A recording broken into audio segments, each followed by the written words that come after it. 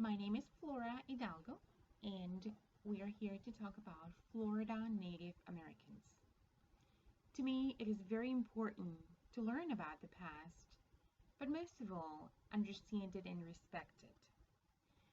According to archaeologists who have studied different areas in North America, Native Americans have been living in Florida for more than 12,000 years.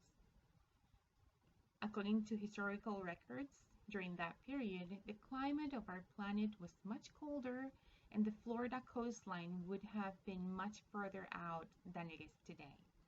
In fact, it is estimated that the size of the state was twice as large as it is today and might have stretched very far into the Gulf of Mexico.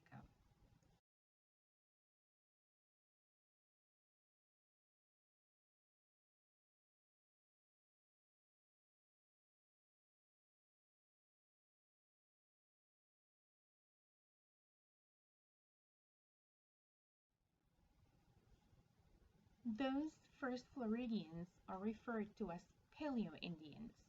They hunted, fished, and collected wild plants in order to survive. As the planet started to change and became warmer, the coastline started to change and became more like it is today. The residents had to change their ways and adapt to a less dry climate.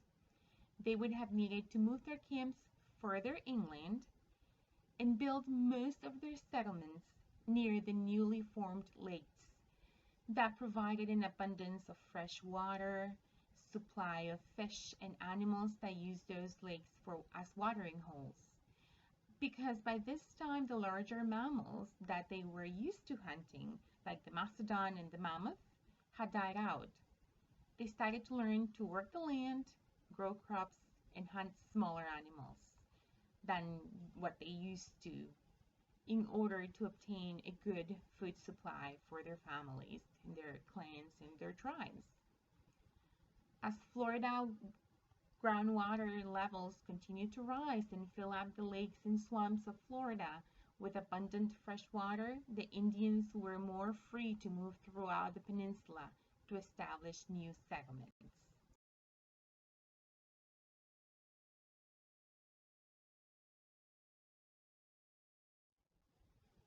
As the different tribes became farmers and discontinued their nomadic lives, they started to develop a more defined culture and establish more differences between themselves. Part of the new culture was the introduction of art, pottery, wood carvings, ceramics. Of course, agriculture was the big thing that determined their new way of life.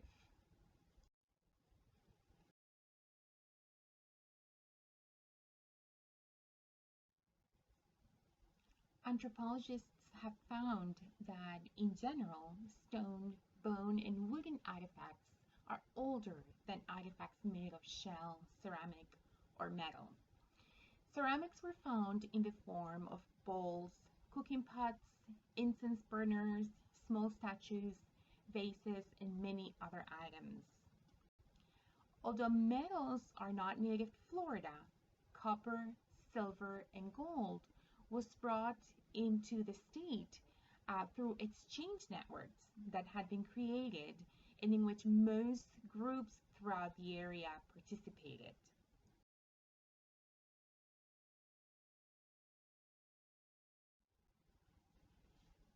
Because they lived in a warm climate, the tribes in Florida were not as concerned with clothing as their counterparts in the northern states. The men of some of the tribes wore deerskin in the summer and shirts, moccasins, and bearskin robes in the winter.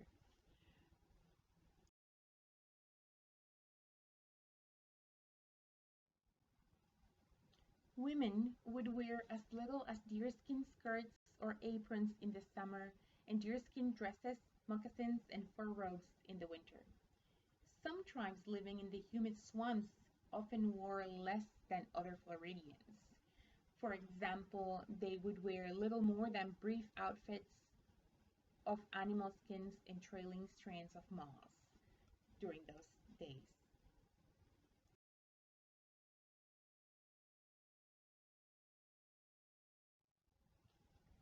Native Americans in Florida spoke many languages. There is no agreement on the actual number of dialects spoken in the area. In order for members from different areas to communicate, they would use interpreters or translators who knew both languages. According to Kevin McCarthy in his book Native Americans in Florida, another way that Native Americans would overcome the language barrier was to just make up another language entirely. They would create this language to be much simpler than either of their own languages, but based on parts of both.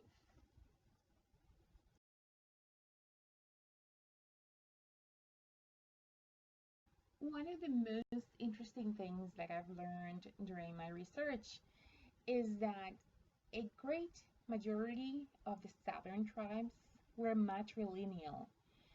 So basically, this means that they used to count descent from the side of the maternal family. So because of that, children were thought of as belonging to the mother. And then what they used to do is that the mother's brother would take the role of a male parent. So that is just very amazing to me.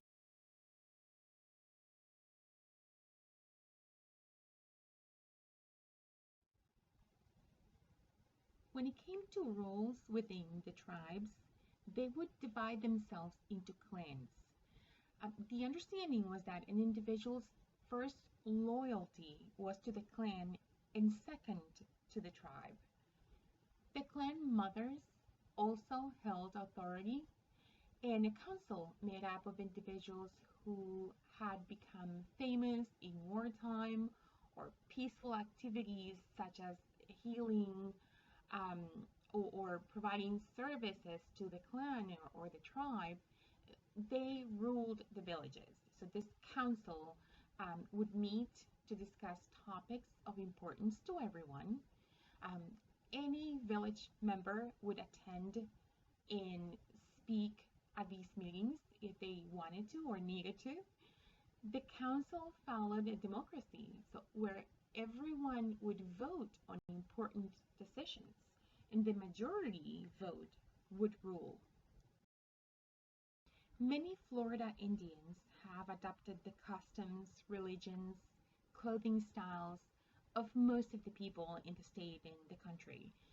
A number of them continue to keep their traditions alive.